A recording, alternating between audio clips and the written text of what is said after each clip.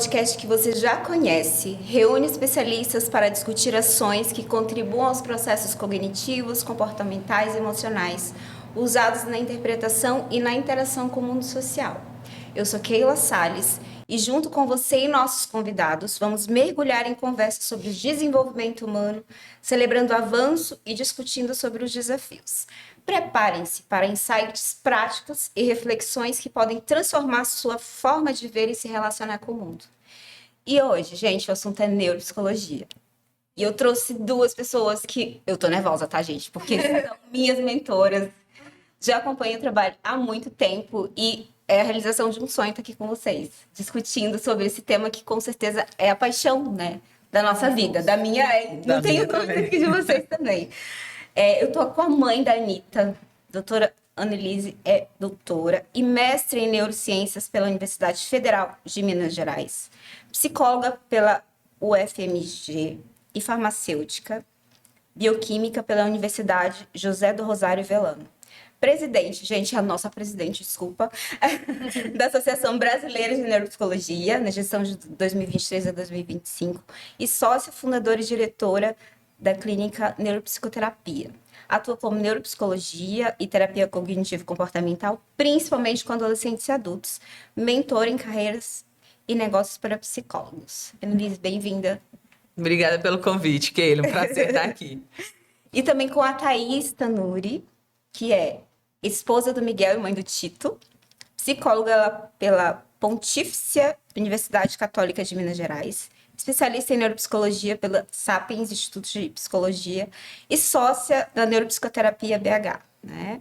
Atua na avaliação neuropsicológica e nas intervenções com adolescentes e adultos. Bem-vinda, Thaís. É um prazer meu estar aqui. Obrigada, Meninas, e eu, né, como fiel escudeira que acompanha o trabalho de vocês há anos, tive algumas dúvidas quando estava organizando o nosso encontro. Eu falei, como foi que será que aconteceu esse início? Como que foi o início de Annelise? Como que foi o início de Thaís? Como foi essa trajetória da psicologia e a escolha da neuropsicologia? Long version ou short version? Ai, longa.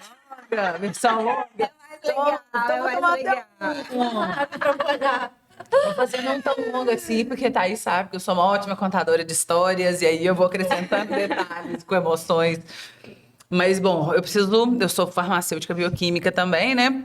E depois que eu tinha formado ali, até trabalhava no hospital. Que foi a primeira formação. Foi minha primeira formação. Entendi. Aí eu trabalhava como bioquímica num hospital e, assim, não me sentia realizada. Aí eu falei assim, vamos fazer psicologia. Que foi mais num devaneio, num desespero de não estou realizada com a minha profissão. Aí, no final da minha primeira semana de aula na UFMG, porque eu já entro na UFMG, mas sem aquela pegada calouro demais, porque eu já tinha 22 anos, né? Depois que eu tinha formado em farmácia. Muito jovem ainda, né? Primeira formação. Sabe, de farmácia. Entrei jovem Vamos dizer assim. Aí eu vi um cartaz falando do Laboratório de Neuropsicologia do Desenvolvimento com o professor Vitor Rassi.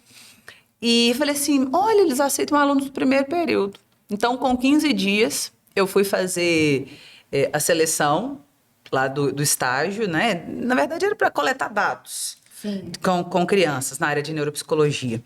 E o professor Vitor Rassi, você é formado em farmácia.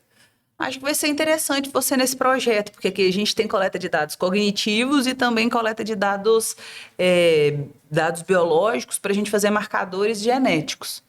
E foi assim que começa a minha carreira. Com 15 dias de aula na psicologia, eu entrei no laboratório, daí para frente a faculdade só atrapalhava meus estudos. Nossa. Não, mas aí eu me apaixonei pela neuropsicologia. Acho que eu já te contei essa história, assim, a minha grande paixão pela neuropsicologia, que foi quando eu, de fato, entendi o que era, assim, né? Como eu já não era tão novinha, assim, eu já tinha alguma maturidade em termos de estudo. E eu falei assim, é tipo House. Já viu o Dr. House? Já. Né? O Dr. House trabalha no departamento de diagnósticos difíceis, Sim, né? sim. E aí ele vai fazendo teste de hipótese.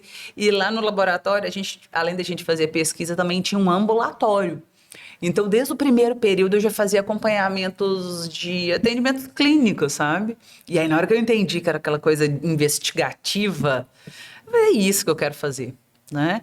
E professor Vitor, do qual eu tenho um prazer e uma honra de ter sido orientanda, é um dos grandes nomes aí da história da neuropsicologia, né? Professor Vitor é médico, inclusive, então isso fez toda a diferença na minha carreira.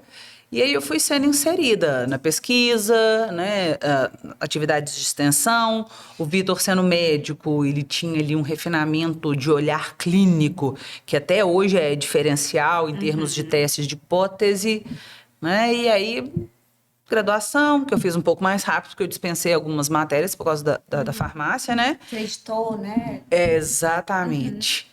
E mestrado, doutorado, mas ainda na graduação. Eu já entrei na SBNP Jovem, né, lá atrás.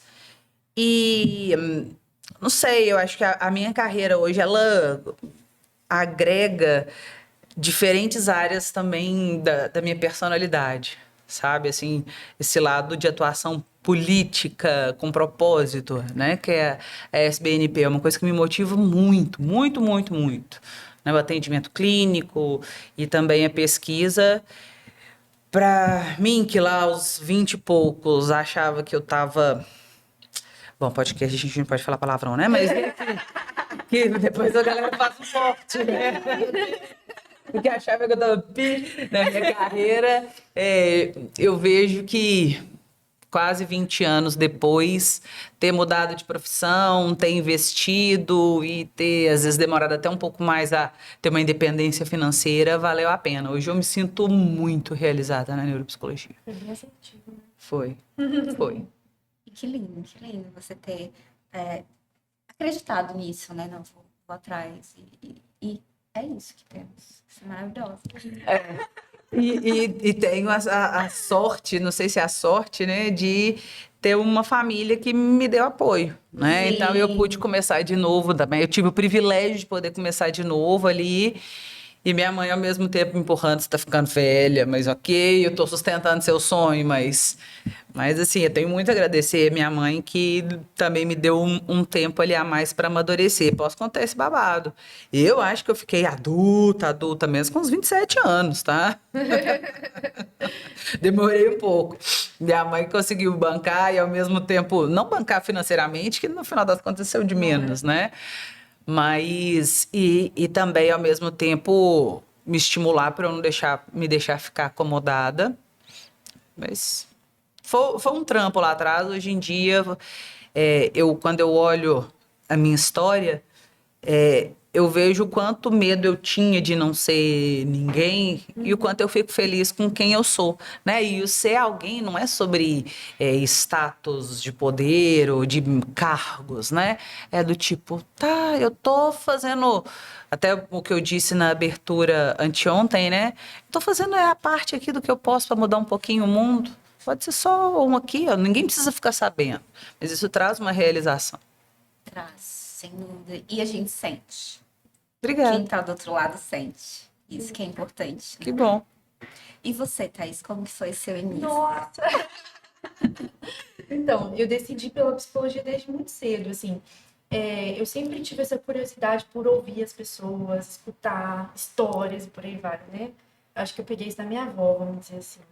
E aí eu sempre falei, acho que eu quero fazer psicologia mesmo. E compartilhei isso com os meus pais. A primeira fala do meu pai foi: Thaís, psicologia não dá dinheiro, por que você vai fazer isso? Eu lembro dele me levando pro Enem no carro e falando: tem certeza que você quer fazer isso? Não vai dar dinheiro para você, você não tem futuro no final das contas, que é uma grande preocupação, né? Eu comecei a trabalhar aos meus 16 anos num caixa de uma lanchonete e não trabalhar e não estudar nunca foi uma opção para mim. Acho que eu sempre cresci com esse discurso do tipo, você tem que estudar para você não ser eu. Né? E aí, acho que eu levei isso e falei, vou fazer psicologia então, e tem que fazer isso aqui dar certo, mas sempre com estudos paralelos. Então, eu demorei para conseguir me engrenar na área. Eu lembro que eu tive uma aula de neuropsicologia logo no início da faculdade. Foi uma professora que me marcou muito, né? Eu acho que Enquanto formação, não vou entrar em muitos detalhes aqui, mas acho que o principal impacto positivo de formação em neuropsicologia que eu tive foi através da Annelise, da vida dela, do ensino, da dedicação dela. Porque logo no primeiro momento, eu casei com 20 anos, né? Então, eu lembro de ter compartilhado com essa professora, que era responsável de que eu ia casar, e aí teve uma perseguiçãozinha ali, do tipo, mas você vai casar, o que é isso? E eu comecei a tomar uma versão da matéria ali de neuropsicologia e achava muito difícil. Falei, gente, isso é muito difícil, não é pra mim, eu preciso de um trem mais objetivo, rápido, que vai me trazer, sei lá, algum retorno. Então, eu deixei isso de lado. Comecei a trabalhar como assistente terapêutica de crianças autistas com intervenção precoce. Eu tinha paciente aí de 1 ano e 9 meses, então estava pegando bem o início do desenvolvimento e estimulando habilidades. E enquanto eu estava estimulando as habilidades naqueles pacientes, eu lembro de olhar e falar assim, gente, isso aqui não é só TEA, tem alguma coisa, mas como que eu vou descobrir que tem mais além do TEA aqui? Não é possível isso daqui. Eu desconfiava na época de uma deficiência intelectual, né? E aí eu fiquei, meu Deus, mas como que eu vou ver isso daqui? Fiquei pensando. Aí comecei a pesquisar e aí descobri, eu falei, gente, é verdade, neuropsicologia. E aí comecei a mandar mensagem, então eu falei, eu quero trabalhar com isso. Comecei a mandar mensagem para as pessoas, para neuropsicólogos no Instagram, digitei lá no buscar neuropsicologia. E aí encontrei a Neguise, encontrei a clínica, mandei uma mensagem para ela, depois posso ler a mensagem e mostrar aqui. Falando, Annelise, eu quero ser sua estagiária voluntária. Que amor!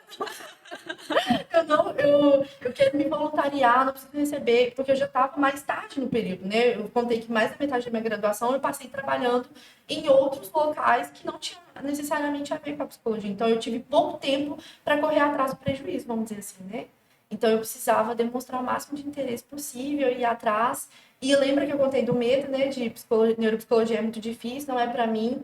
E eu acho que isso foi um grande processo terapêutico também da minha vida, de entender que tem a ver com o fato também dessa questão de vida socioeconômica, né? Eu acho que a primeira palestra do Congresso foi sobre nível socioeconômico, e eu acho que isso tem muito a ver. A gente aprende que tem lugares que não nos cabem. Sim. E por muito tempo eu entendi que a neuropsicologia era um lugar que não me cabia, porque eu não tinha habilidades suficientes para preencher esse lugar, esse Olha a crença limitante aí, né? Até aquele... E é até importante a gente dizer sobre isso, porque quantas pessoas a gente atende em supervisão, em mentoria, né? A Neguise sabe melhor do que eu, que se veem descrentes e querem desistir da profissão porque não se veem capaz. E aí, à medida que a gente vai se dispondo, abertura, flexibilidade, né?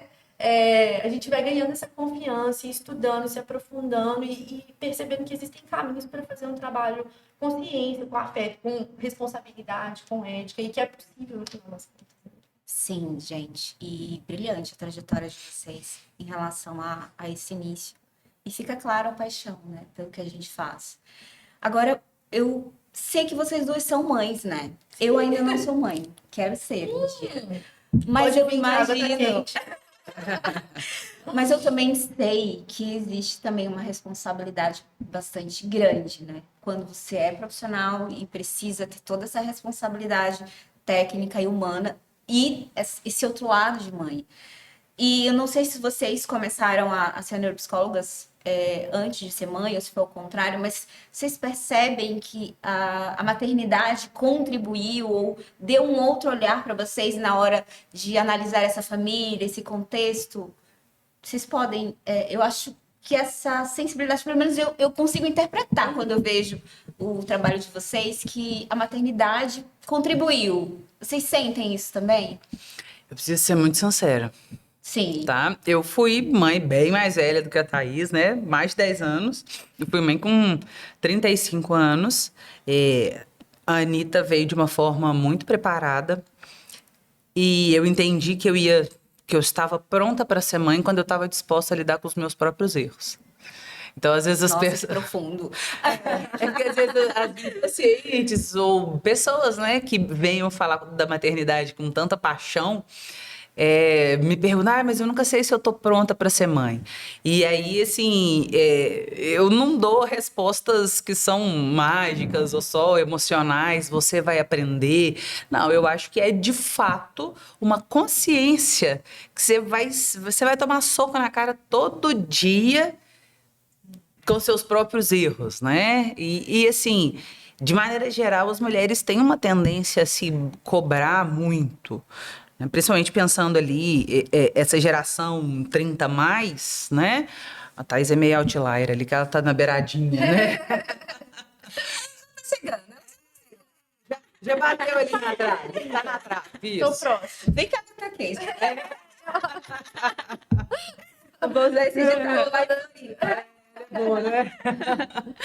Mas eu vejo essa autocobrança. Então, assim, quando eu entendi eu preciso lidar de forma mais leve com as cagadas que eu vou fazer, e eu vou fazer, né? E entender também que os meus erros não vão resumir, né, quem minha filha vai ser, né? Eu estava pronta.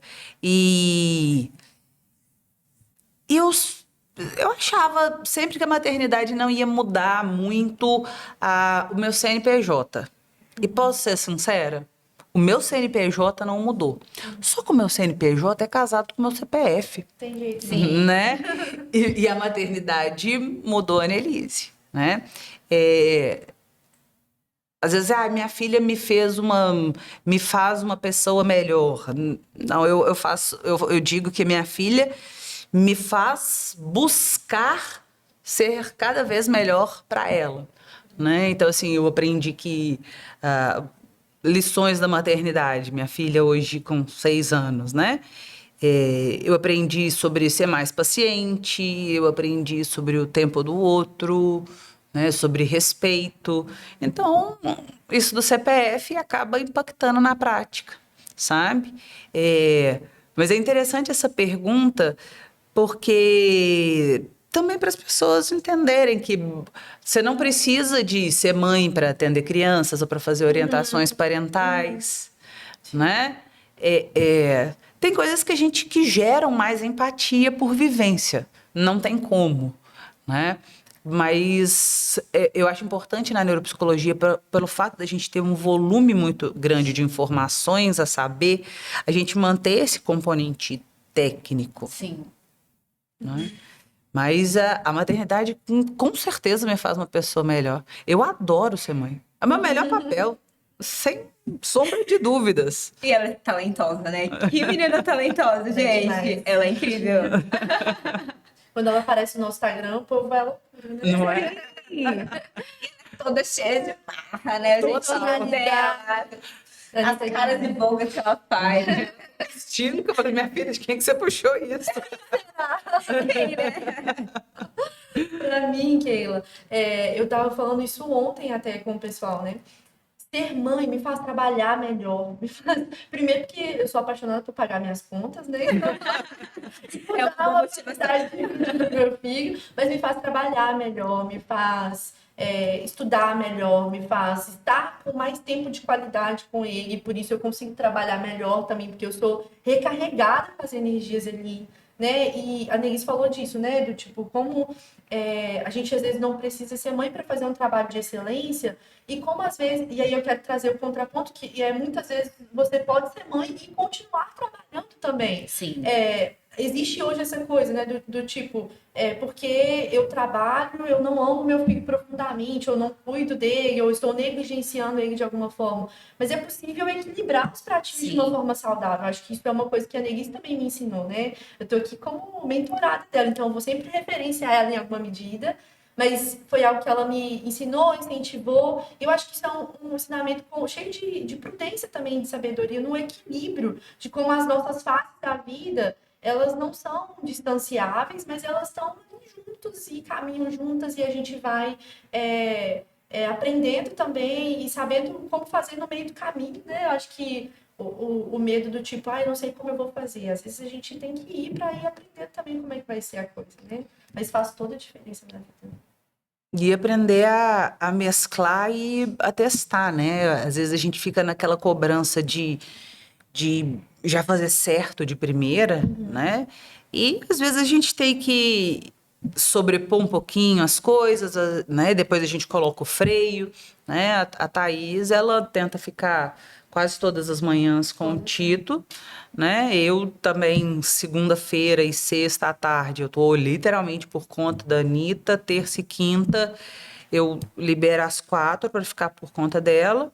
E quarta-feira eu trabalho até de noite. Mas esses momentos, segunda-feira, posso contar um segredo para vocês. Segunda-feira à tarde eu não sou a Annelise, eu sou a Capita. Capita. Capita.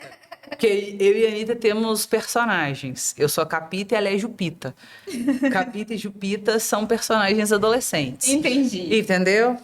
E aí a Anitta quer ser adolescente e eu também.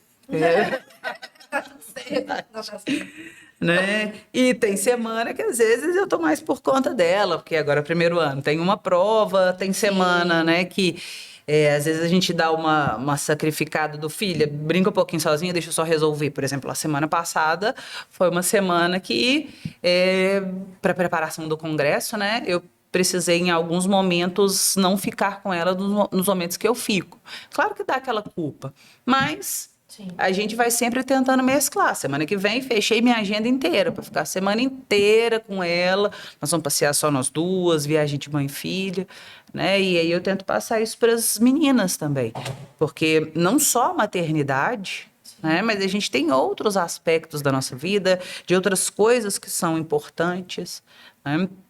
Eu vejo que eu e a Thaís, a gente acaba dando muito certo, e a Thaís é uma pessoa que para mim, mais do que valer a pena investir, é uma pessoa que eu quero trabalhar junto.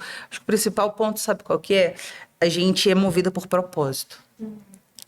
Seja o propósito da neuropsicologia, seja o propósito de o Pink e o cérebro, de mudar o mundo, seja o propósito de, sei lá, bora fazer esse evento, ou seja o propósito de, precisamos fazer uma festa porque é aniversário do fulano.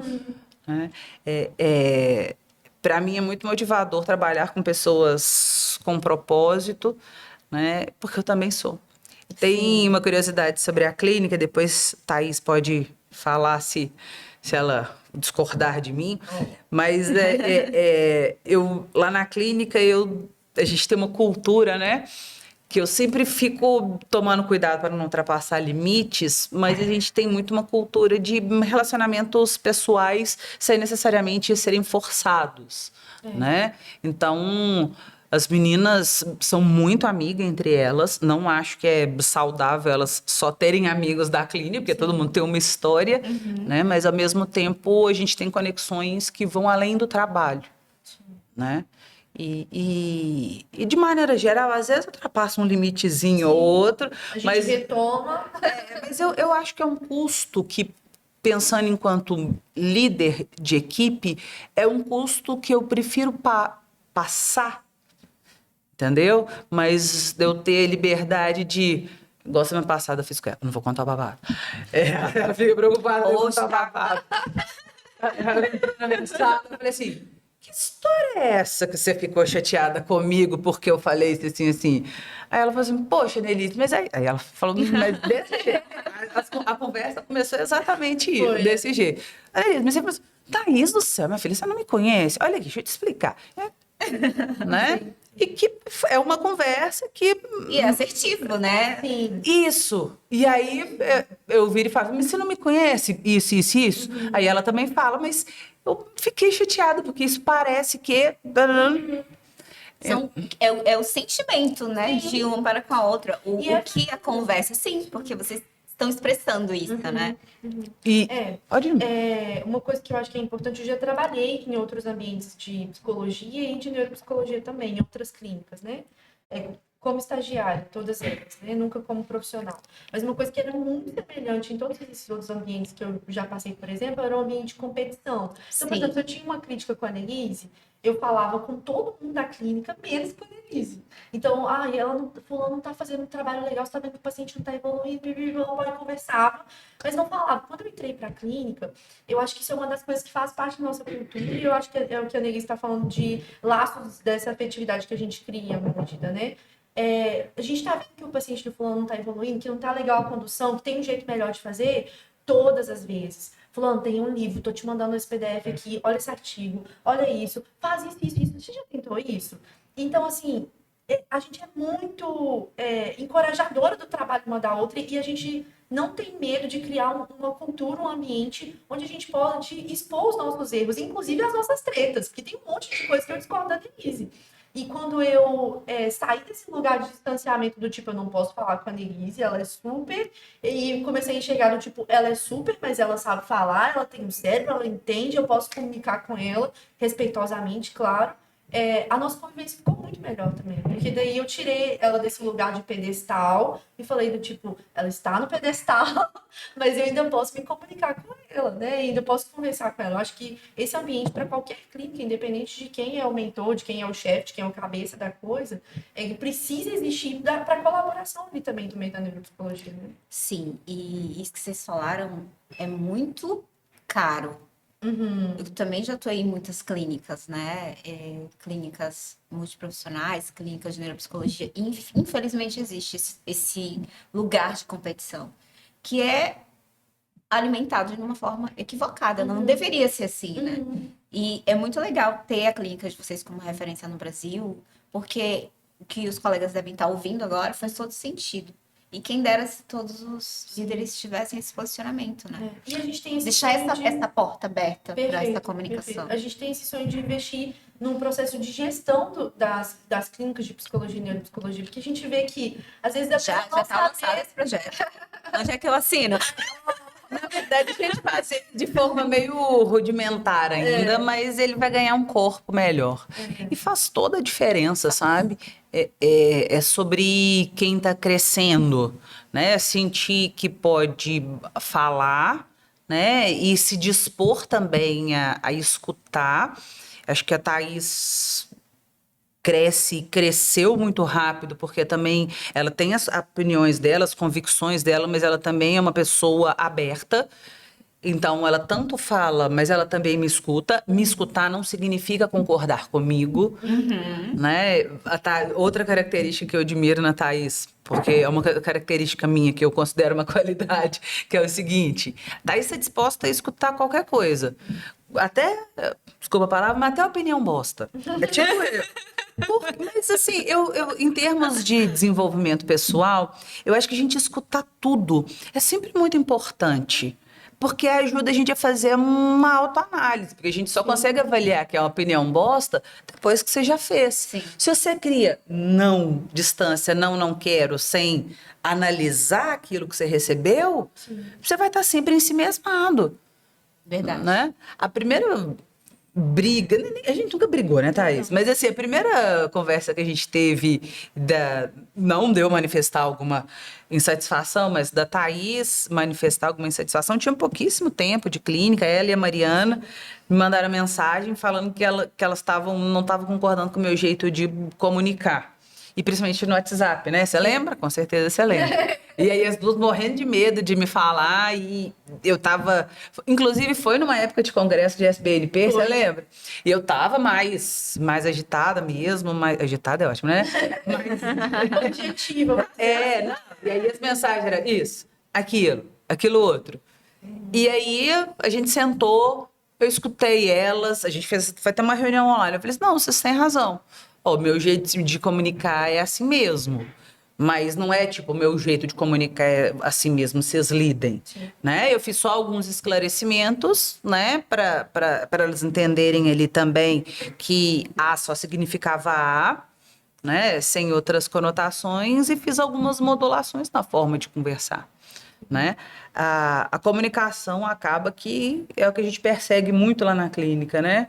Vira e mexe, às vezes dá uma questão lá no WhatsApp, aí vira terapia em grupo. Funciona. E é importante é levar para a conversa, entende? Sim. Porque isso acontece e eu vejo minando sociedades, eu vejo minando clínicas que não conseguem se comunicar entre si, dizer, isso me incomoda. Se a gente quer levar isso adiante, esse ponto precisa ser aberto, precisa ser colocado para junto, né? Sim. Não levam isso. Mas, sem dúvida nenhuma, o que fica, né, de aprendizagem nesse ponto é que a comunicação é uma ferramenta muito eficaz. E principalmente considerando o que a gente faz, né? Que é um trabalho direcionado, assertivo. E se não tá legal, por que não tá legal? Conversar sobre isso. E eu também queria falar com vocês, meninas, a respeito de um tema que tem surgido muito nos consultórios, que inclusive é uma das especialidades de vocês, que é a avaliação neuropsicológica em adultos, né? Então, como que tem sido para vocês essa busca? Eu noto, pelo menos na clínica que eu trabalho, que tem várias pessoas, inclusive com perfil cognitivo, desempenho acima da média, buscando esse tipo de avaliação para autoconhecimento, para melhorar o desempenho. Como que é na prática de vocês essa busca por esse trabalho de avaliação neuropsicológica em adultos? Eu não, o que eu vou falar agora é de experiência, Tá. tá? E depois eu trago um pouco da parte mais técnico-científica. Eu vejo sim que a busca de avaliação de adultos aumentou e muito, exponencialmente, né? Principalmente agora porque a gente está entendendo a utilidade da avaliação neuropsicológica em casos de características mais psiquiátricas, Sim. né? E não neurológicas. Então, Sim. a gente tinha ali até uns entre 5 e 10 anos, aquele bloco de avaliação infantil por questões de neurodesenvolvimento e um pouquinho menos, né? Mas também relevante no envelhecimento para quadros neurodegenerativos. Sim. Adultos ficava basicamente em casos de lesão, AVCs, né? Enfim, algum quadro tardio.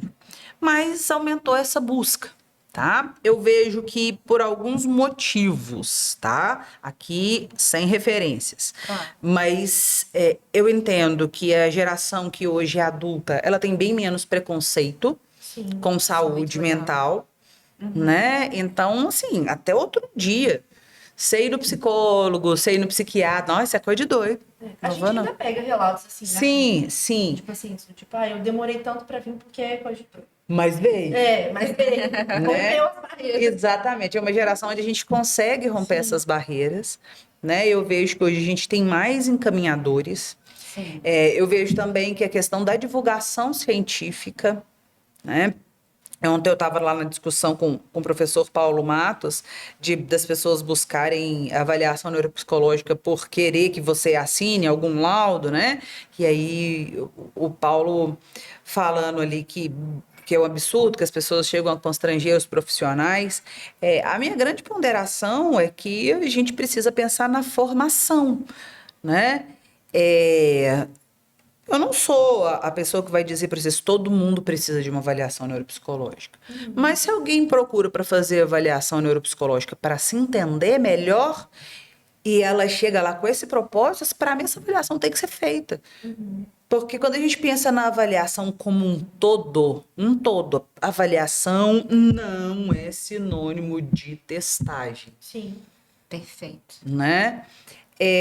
A gente auxilia aquele adulto, em muitos casos, sobre autoconhecimento. E para mim, autoconhecimento é propulsor de autonomia, Sim.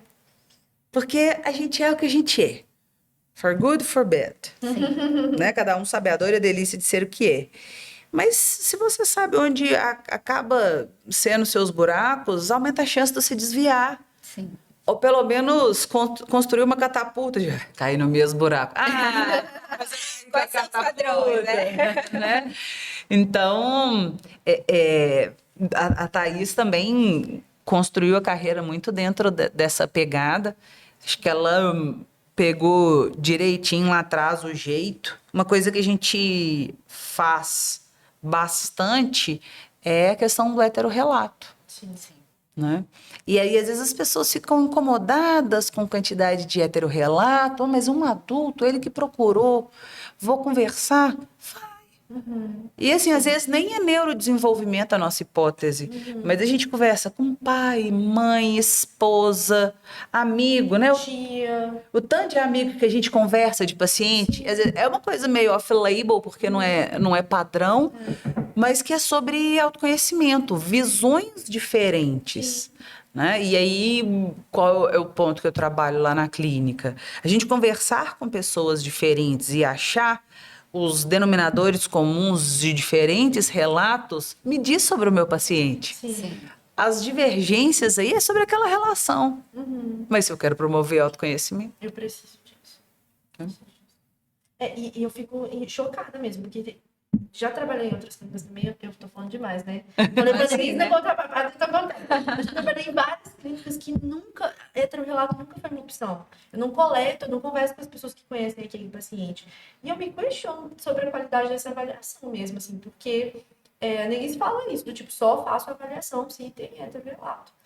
Semana passada mesmo, um paciente muito misterioso, na verdade, dificuldade de autopercepção, e eu não tô cagando regra, mas eu tô cuspindo regra, mas eu fiz 10 heterorrelatos para aquele paciente. Nossa, porque que ele difícil. precisava, exato, porque era uma demanda específica daquilo. E a gente se dispõe, porque o nosso trabalho não é simples. Se fosse simples, não ia unir neuropsicologia, ia ser só alguma dessas duas coisas por aí. A gente está unindo duas esferas de conhecimento muito importantes para poder compreender o ser humano e dar aquele fundo mesmo de repertório para autoconhecimento dele também. Né? E acho que uma das funções da avaliação é delinear o perfil daquele paciente, independente se há ou não diagnóstico. Você sabe um dos nossos problemas? Vou contar um dos problemas da clínica. Bom, só fazer um disclaimer. A Thaís fez 10 heterorrelatos, o meu recorde é 9, mas é importante também as pessoas saberem que não é a regra, né, Thaís? Tá? Normalmente a gente faz ali 2, 3, a média é 2, 3. Mas se precisa, e aí por isso que eu ia contar o nosso problema. Eu uso na minha vida profissional várias máximas da minha mãe. E uma delas é quem viu a toalha no chão que cata, que é tipo o meu irmão, o André, que trabalha com a gente hoje, né, pedagogo. Aí falou assim, mãe, o André deixou a toalha no chão. Você que viu, minha filha, cata? Então lá em casa era isso, desse jeito. Né? E a gente usa isso na clínica, mas acaba sendo um defeito, entre aspas, e explico por quê. Todo trabalho tem limitação. Sim. Certo? Se a gente não conseguiu todas as informações, mesmo tendo usado das melhores técnicas, né, a gente pode finalizar que não tem conclusão. Sim. No entanto, a gente tá vendo a toalha no chão, a gente tá vendo que tá faltando a passinha. Tem alguma coisa que tá fora do lugar. Não descansa. Né? E assim, entre aspas, eu sei que em termos de trabalho é cansativo, né, Thaís? Mas acaba sendo a excelência neuropsicoterapia. Porque tem informação que não chega por questões psicopatológicas, né? Questões de, às vezes, barreiras sociais, emocionais, culturais. Então, a gente vai lá, não desiste. O critério enquanto a gente está com a pulga atrás da orelha, essa avaliação não termina, né? Aí a Thaís sabe também que a gente chega em determinado momento e eu fico, precisa ser assim, Thaís? Isso assim. Aí a Thaís olha pra minha cara do tipo, esse eu não sei. Essa resposta eu não sei. Você mora. Thaís vai lá Deixa eu entrar. Aí volta, às vezes, ser uma resposta muito satisfatória do ponto de vista clínico, né? Não que ela não tenha feito. Aí, por fim, eu falo assim, Thaís, então é isso. Então, isso aí é o que tem, aí a gente fecha, né? Sim, muitas vezes dá um trabalho e eu entendo que quando você está num consultório, só você sozinha, nem sempre é possível. Sim. Né? Porque a gente tem toda uma estrutura por detrás também, aí a gente fica um pouquinho sobrecarregado. Mas eu acho que a excelência neuropsicoterapia, né, que até o nosso slogan é sobre isso. Se tem alguma coisa que não está fazendo sentido lógico, é lógica mesmo, Sim. do ponto de vista clínico, essa avaliação não termina. Tá? E não pensem vocês que essas avaliações elas demoram muito tempo, não. É 3 meses. Às vezes essas avaliações muito hard, né, Thaís? Mas, na média, 2 meses de avaliação. Mas é importante ter essa precisão, né? Sim. Até para que a gente dê um encaminhamento ou possibilidade de caminhos mais assertivos para esse paciente, mesmo que não haja diagnóstico, né? Exatamente. E meninas, vamos falar do livro? Vamos. Eu quero depois. Eu já li um que tá incrível, mas eu queria saber qual foi a motivação para vocês fazerem esse material. A gente sabe que existem vários livros no mercado, né? Vocês já conhecem alguns, eu também. Só que esse tem não sei, um tempero especial. Como Tem. que foi vocês pensarem, não, vamos fazer um material porque também é de praxe nosso dar referências, né, de livros, de materiais dos pais ali, de indicações enfim, canais de comunicação onde eles podem ter informações de qualidade. Mas eu queria saber como foi o início, a estrutura, o sonho de fazer um material desse que é rico e sem dúvida tem ajudado muitas pessoas. Esse já é o 2, né? Que Esse foi é o lançamento dois. agora no nosso congresso. E me contem. Então, a idealização desse livro, né, foi bem no início da pandemia, no final de 2020. Né, eu comecei a atender muitos adultos, né, com perfil do nível 1 de suporte. Virei para a Andressa e falei assim, foi quando estava mudando essa história de não, leve é capacitista e tal.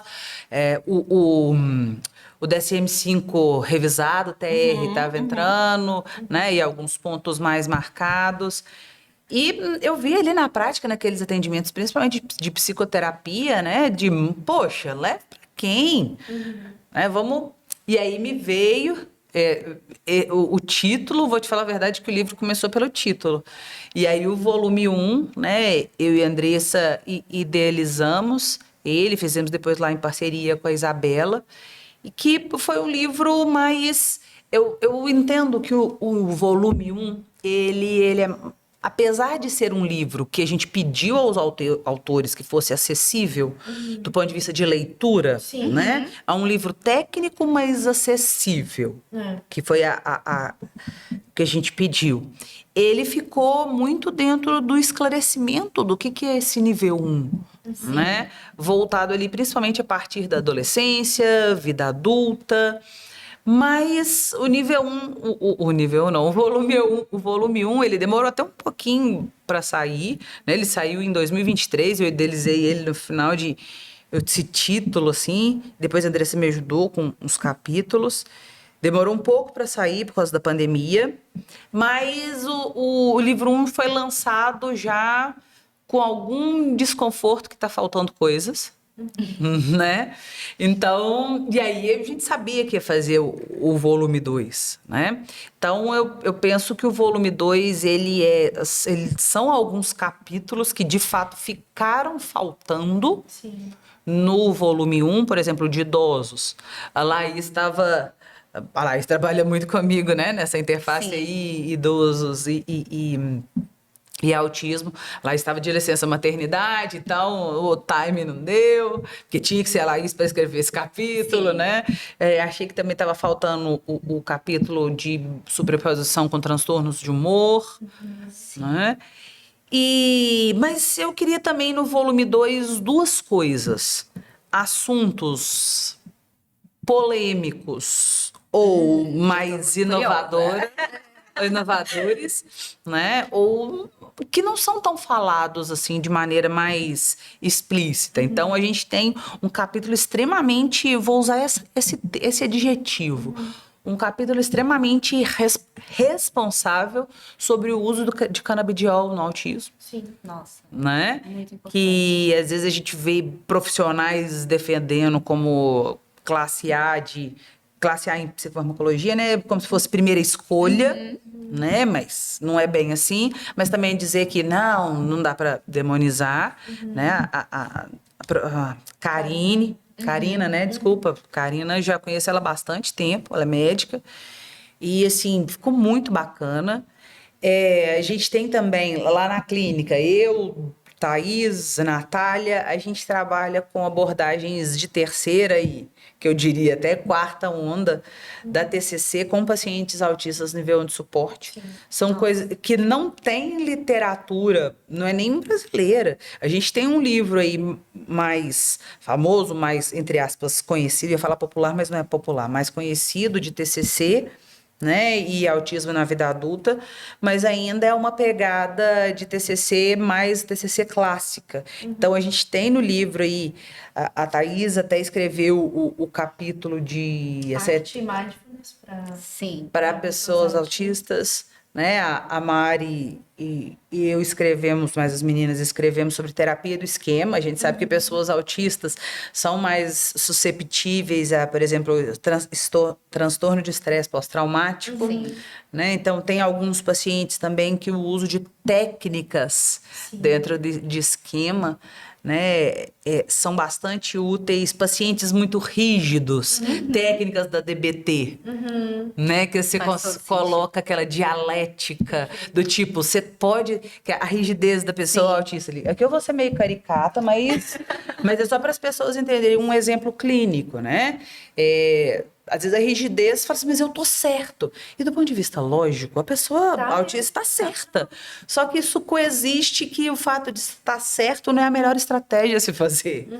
Né? Então, técnicas da DBT... Ou sempre usar a mesma estratégia para tudo. Exatamente. E eu acho que um diferencial desse livro é que ele tá muito prático. Quando você pega ali os capítulos, por exemplo, até de ACT, né? Falando mais com propriedade. Ele tem um roleplay de possíveis diálogos com o paciente terapeuta.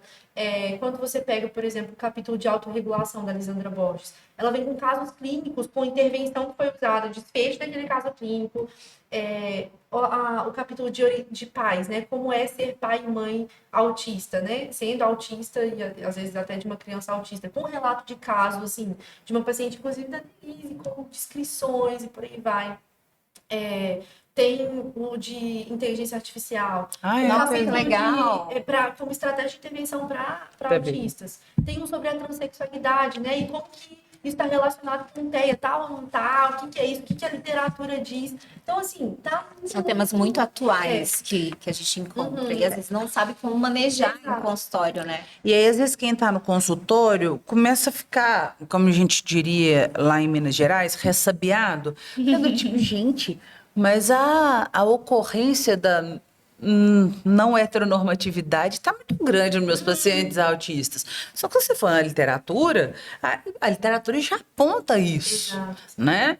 E às vezes são temas que esbarram em coisas que são delicadas, né? Mas que sim, a gente tem que manejar. Se você está escolhendo trabalhar com a população autista, você vai lidar com isso. Sim. Outra coisa que eu lembrei aqui desse capítulo, a gente tem uma maior vulnerabilidade, principalmente de mulheres autistas, a quadros de transtornos alimentares. Perfeito.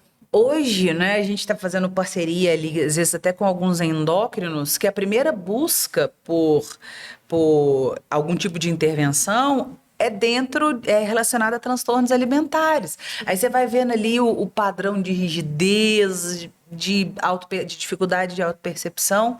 É um quadro também de TEA em mulheres, né? Disfunção de imagem, né? A gente chamou até uma análise do comportamento para descrever como que funciona, quais são os níveis de intervenção, como que foi. Então, tem até um estudo de caso específico sobre comportamento alimentar. Ficou muito legal. Sobre qualidade de vida. Tem uns capítulos muito legais. Modéstia à parte, esse daqui para mim foi um dos capítulos que eu mais gostei de atender, né? Que eu aprendi atendendo adulto autistas, né? Que é um relato da minha prática, né? E aí tem os capítulos um pouco mais teóricos em relação a TCC, né? E aí depois no capítulo mais prático de relato, eu falo assim, olha, casos específicos no qual eu usei DBT, casos específicos. Então, assim, tem uma outra coisa que é muito legal desse livro, que a gente tem muitos autores autistas. Que legal. Muitas pessoas. Inclusive, descrevem isso na bio lá. Olha só, então tem muitas novidades aí, além do riquíssimo material de pesquisa, né? Sim. Meninas, ainda falando sobre esse autoconhecimento e essa busca bastante recorrente nos consultórios de avaliação em adultos, altas habilidades têm sido bastante utilizada ali na demanda, na inscrição da demanda. Alguém me falou que eu tenho altas habilidades. Na vida adulta também, eu tenho recebido, né, solicitações em relação a isso. E nós sabemos que existem diferenças entre as altas habilidades, somente o perfil cognitivo, e a dupla excepcionalidade, né, que a gente tem estudado cada vez mais. Inclusive, o Congresso tem sido, né, lugar de discussão sobre esse assunto. E vocês conseguem, eu sei que é um tema muito complexo, mas vocês conseguem diferenciar esses dois perfis, e a gente sabe que eles podem se sobrepor, eles podem vir juntos, mas eles também podem vir separados, correto? Uhum. Vai lá, vamos lá. Acho que a Negues ia começar.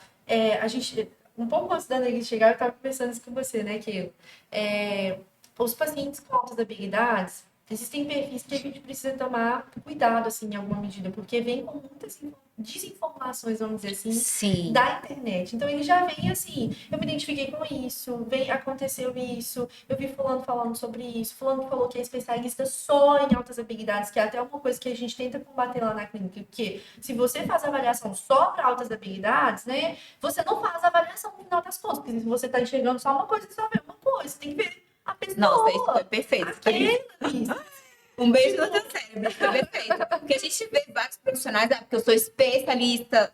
E Sim, aí, eu faço avaliação para autismo. Às vezes as pessoas chegam lá pra gente do tipo, Thaís, você faz avaliação para autismo? E às vezes dá vontade de responder do tipo, não faço para avaliação para autismo. Eu, no caso, respondo. Não faço.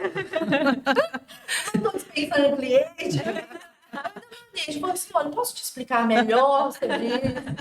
Você é mais fofa que eu também. Mas no final das contas, a gente tem que olhar o sujeito ali e a forma como ele funciona como um todo, né?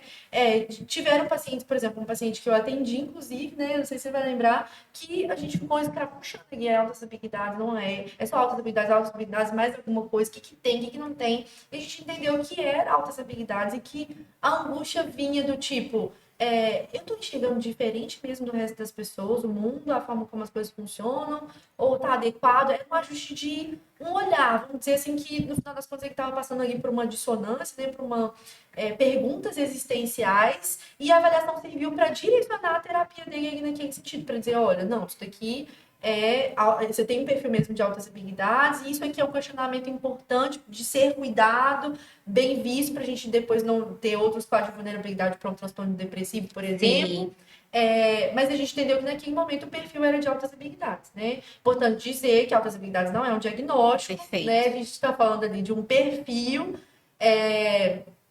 mas é possível encontrar, e a gente já viu isso bastante na clínica, né? E é claro que existem as duas coisas juntas, né?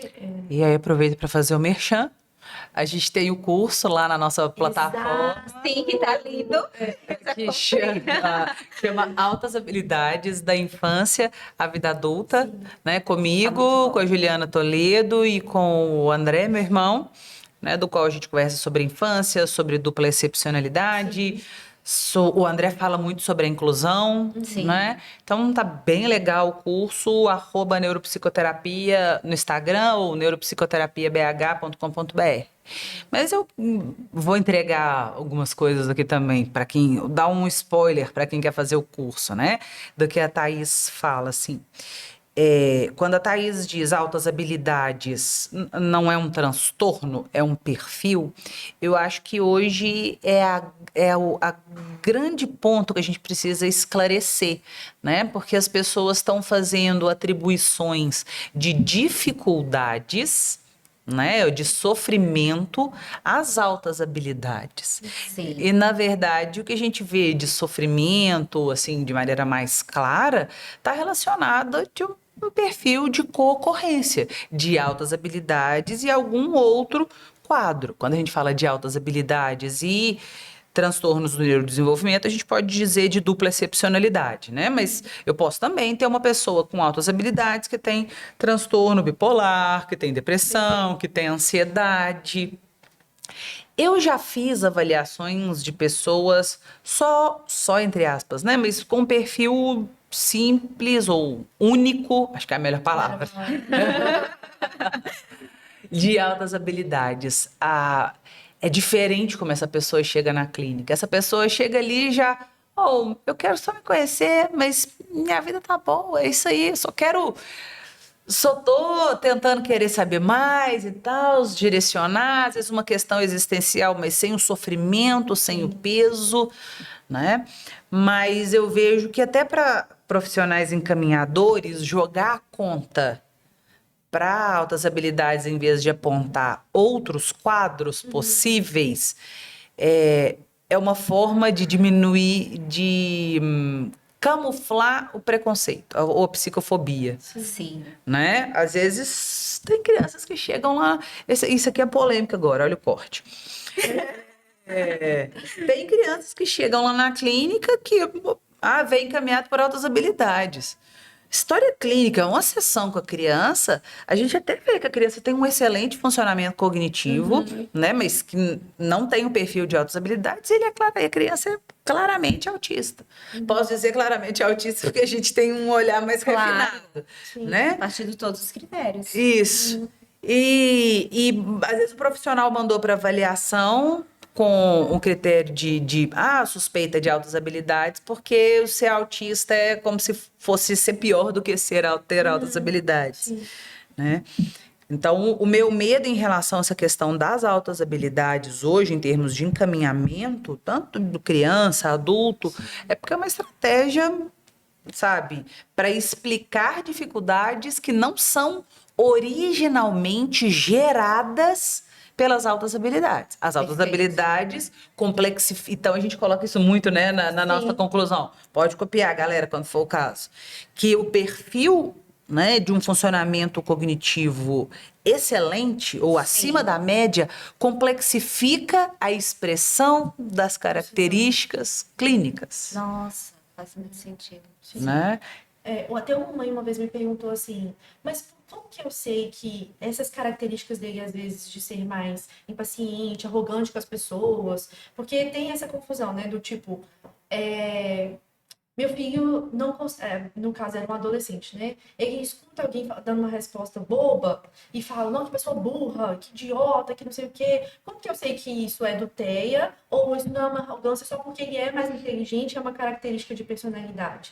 E aí eu acho que a resposta sempre, eu acho que a gente fica repetitivo, né? Mas tem a ver com o raciocínio clínico. Qual que é o fio condutor das características da sintomatologia do que se tem apresentado naquele paciente? E aí vamos pensar, ele tem essa arrogância, mas ele também tem um perfil sensorial, ele anda na ponta do pé, ele tem seletividade alimentar, ele tem várias questões, ele também tem outras sensibilidades. Na rotina. Na rotina. Não é só esse nível de comunicação. Baixa demanda social, tudo. Perfeito. E aí eu tenho um fio condutor que essas características estão manifestando, sendo manifestas, né, há um bom tempo. Para além disso, eu tenho também uma consistência com outros núcleos, né? Sim. E aí, qual que é o princípio que norteia? Eu posso falar do tipo, essa arrogância aqui é altas habilidades. E o que eu faço com o resto que está aparecendo na vida daquele paciente, que é claramente um prejuízo também, sabe?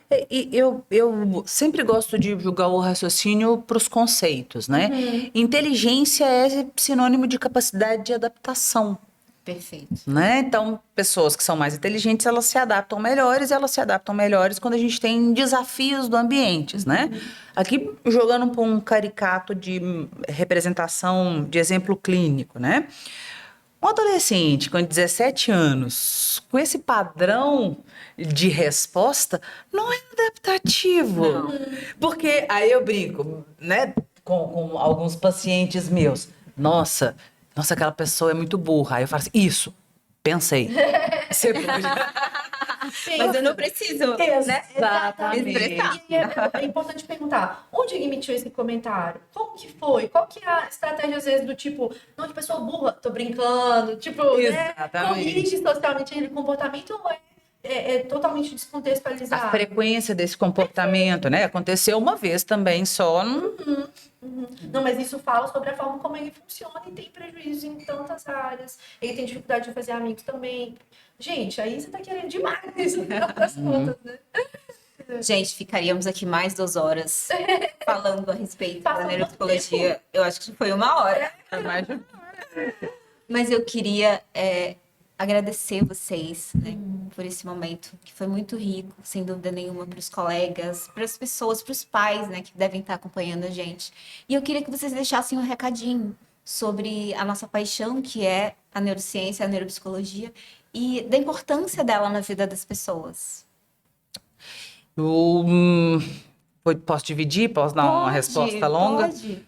Eu não dou conta de não dar a resposta. No final do episódio, eu vou constatar o óbvio.